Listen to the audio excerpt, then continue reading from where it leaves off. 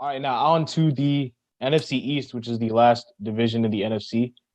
Starting off with the Dallas Cowboys. Hudson, what do you have for the Cowboys?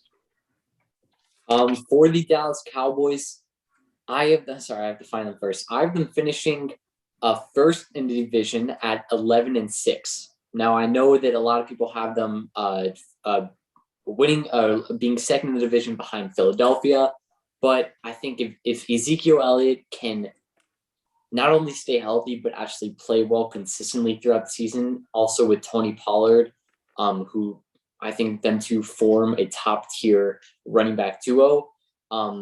Obviously, Amari Cooper was a big loss for this team, but they obviously believe that CeeDee Lamb can be the next wide receiver one of this team, and I think that he can too.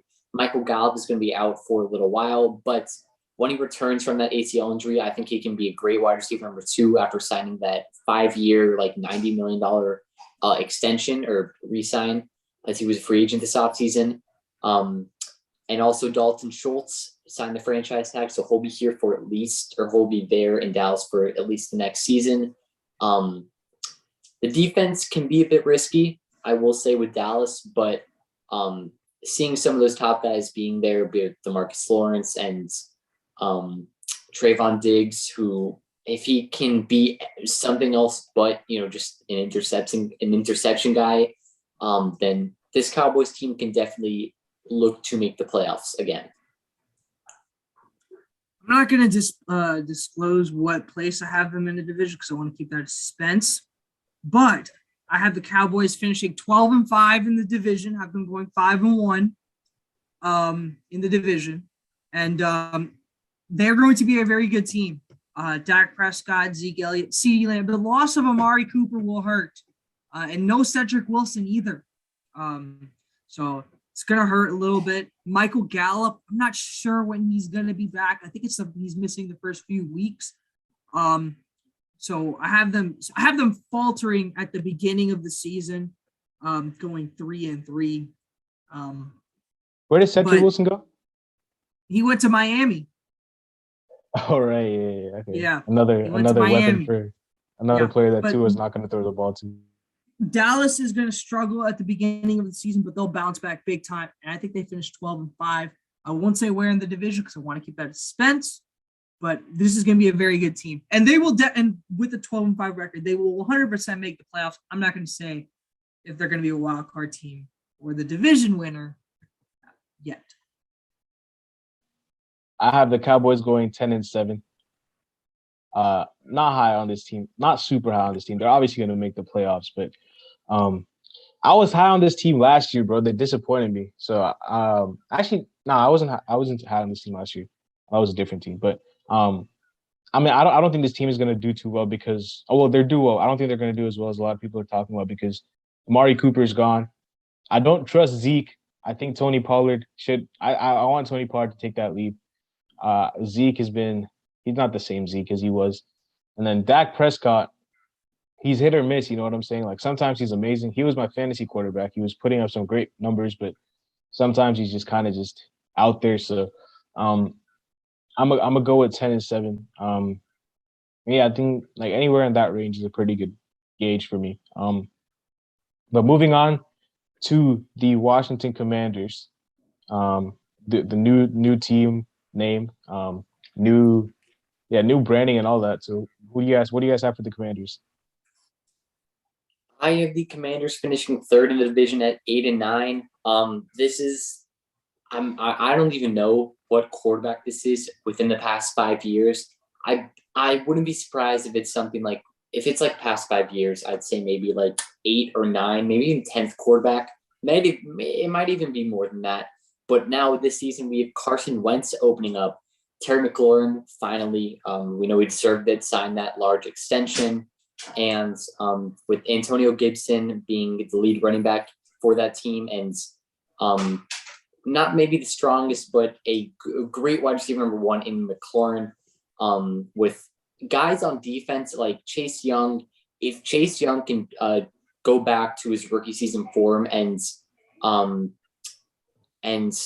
progress like he should have last season, he didn't really perform as much as people thought he would. But if he can do better than he did in his rookie season, then I think that this Washington team can potentially contend to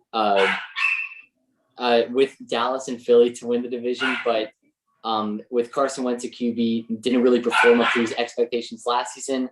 I think that Washington is not going to be a playoff contender during the season. So, y'all know I was high on Wentz last year. I thought the Colts were going to make the playoffs, and they didn't, unfortunately, because Wentz choked. The Commanders are an interesting team because they have the talent to make the playoffs, but they also have the talent to be one of the worst teams in the league. I think they'll sit in the middle. I have the Commanders finishing 6-11. They have some tough games. Their division, inside the division, is going to be very tough. They got to play Green Bay. They got to play some tough. There will be a stretch where they will be on a 4-game win streak, but they've got to play the Browns when Deshaun's going to be back. Niners, not a good contest. Just some difficult games. 49ers, not really contests that they're going to win. I think they'll lose some bad games too to like the Lions. So I have them finishing 6-11, third in the division with a 2-4 record. I have this team finishing last in the division, but I also have finishing 6-11. So I think that y'all know, man. I called Carson Wentz flopping, and he did at the end of the year. You know, the Colts missed the playoffs as I predicted. Carson Wentz choked as I predicted, but the only thing that I'm excited to watch on the Commanders is Terry McLaurin. Apart from that, I don't really care for anyone else. Chase Young is cool. I'm sure Tejas has his reservations for that defensive rookie of the year. But I think that this team is going to finish 6-11. And to me, they're going to be the worst team in the division because I have a team making a jump, one of my sleepers. So, yeah, 6-11 for me. Moving on to the let's move on to the Giants. What do you guys think the Giants will do? Well, it hurts me to say. Well, actually, it doesn't really hurt me at all. I think that this will be Daniel Jones' last year as a Giants and potentially as a starting QB, maybe even as a QB in the NFL, maybe even in the NFL. But I just think the Giants have given him one too many years, and this year will prove for sure that Daniel Jones is not the guy. And this team really isn't good. Saquon Barkley just getting really unlucky with his injuries over the past couple of years. I don't expect him to stay fully healthy throughout the season. And unfortunately, with a receiving core of Kenny Galladay and Darius Slayton, and there's one more. It's not. I think Evan Ingram left. So they do. Who? Oh, Kadarius Toney. Yeah. They do have guys who can make him successful, and I think Brian Daboll will do anything he can to make that possible, to make the Giants back in town. But if we're really speaking into reality with Daniel Jones, I really don't think that that's going to be possible. The defense losing James Bradbury is going to be really tough for them. So I think the Giants will end the season last in the division, finally get a new quarterback in the draft or free agency trade, whatever they do. It will be a new quarterback for next season, finishing the season at 4-13. Suhas, I cannot believe you have this team making a jump. This team is not that good, man. I have the Giants finishing 3-14, just like Hudson, 0-6 in the division. They're not that good. They're just not that good. Daniel Jones is not that guy. I do have them winning some games against teams like Chicago, Seattle, and what else do I have? Oh, Houston. But other than that, I don't think the Giants are that good. Their defense is iffy. They lost Bradbury. It's gonna hurt, even though some people consider him not as good as he used to be. look, this team is just that in my opinion. Okay, Saquon Barkley is not the same runner he was a few years ago. I just don't think this team is that good. Okay, plain and simple. Weapons, it doesn't matter. Kenny Galladay has taken a step down, and I know that hurts you, Seahawks. But this team is just not that good in my opinion. Okay, 3-14. I got this team going 7-10. I'm a huge fan of what they've done in the offseason, and that's why I have them going 7-10. Now, I'm not the biggest Daniel Jones fan, but I think this is like a make or break season, obviously. I wouldn't be surprised if he shocks the world. Now, I don't know what he's gonna do, but I think he has the O-line help. They drafted Evan Neal. That's gonna help him. I think as I know Kenny Galladay has taken a step back, but I think a lot of that was because of injury. I think him, he's gonna be a good receiver. He's a good receiver. Kadarius Toney, I think, will take a jump, and then Darius Slayton's also a pretty good receiver. I think Saquon is damn good when he plays. He just cannot stay healthy. But I think when he plays, he's really good. And like Kayvon Thibodeau, like I'm not trying to spoil anything. He's my pick for Defensive Rookie of the Year. I think that Kayvon Thibodeau that's been my boy since the draft, like even before the draft. Like I wanted Kayvon Thibodeau. The Giants got him, and Kayvon Thibodeau is gonna be a stud, bro. He's so good. Azeez Ojulari last year was one of their brightest spots. And I think their schedule is not the hardest. I think they can beat the Commanders. I think you listed 3 or 4 teams that they could beat one of you. I wouldn't be surprised if they upsetted a couple teams here and there. I have them going 7-10, so I don't know. They're not going to make the playoffs, but I think this will be a competitive team. I don't think this is going to be a pushover, especially with the new coach. So Brian Daboll, I think, is going to fix some stuff up. This team is going to go 7-10 for me.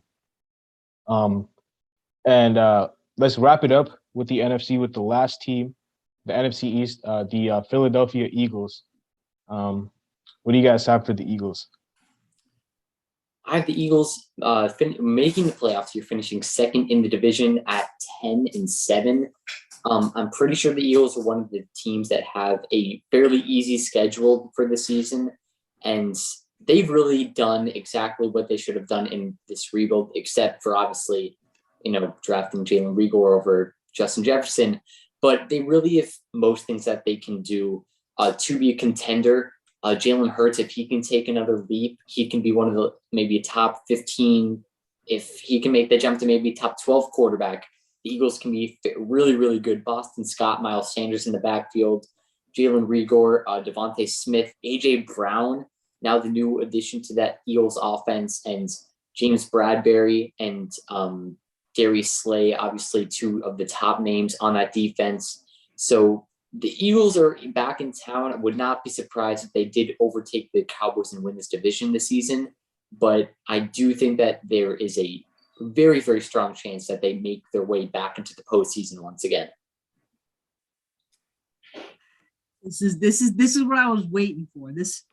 I was holding on to let y'all know whether the Cowboys would make be the division leader or whether they would fall to the wild card. I have the Eagles finishing 13-4 and winning the division. This Eagles team is really, really good. And people are sleeping, okay? They're going to finish 5-1 in the division, and they have an easy schedule, in my opinion, okay? Lions is a win week 1. Vikings at home. I think they'll lose to the Cardinals. They have Jacksonville. They'll lose to the Cowboys early on a Sunday night football game. However, they'll beat the Steelers, Texans, Washington again. They'll lose to the Colts, Green Bay.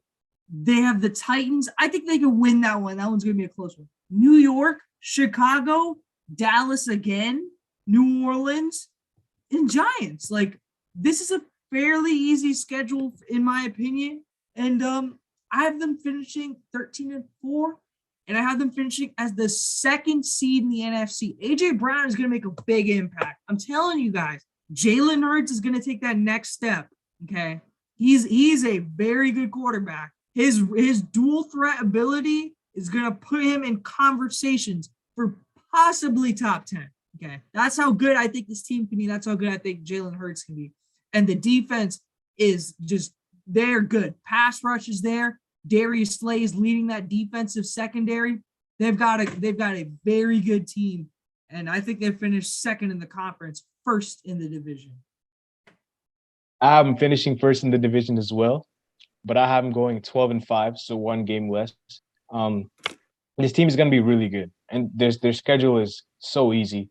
Like, I think they're only going to lose 5 games at max, maybe 6, but I don't think this team is going to lose more than 6 games. I mean, this team is just stacked. Like, on paper, AJ Brown, like, that's going to be a huge addition.